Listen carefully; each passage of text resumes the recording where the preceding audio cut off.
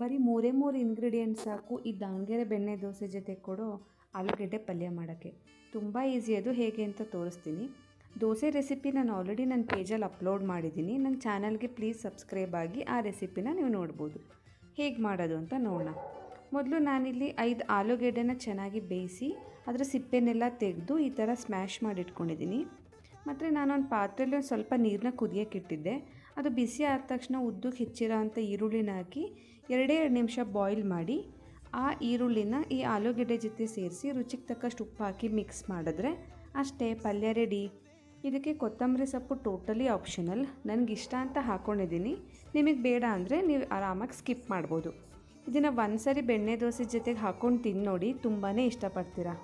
ನೀವಿನ್ನೂ ನನ್ನ ಚಾನಲ್ಗೆ ಸಬ್ಸ್ಕ್ರೈಬ್ ಆಗಿಲ್ಲ ಅಂದರೆ ಪ್ಲೀಸ್ ಆಗಿ for daily updates. Hope you like it. Thank you so much.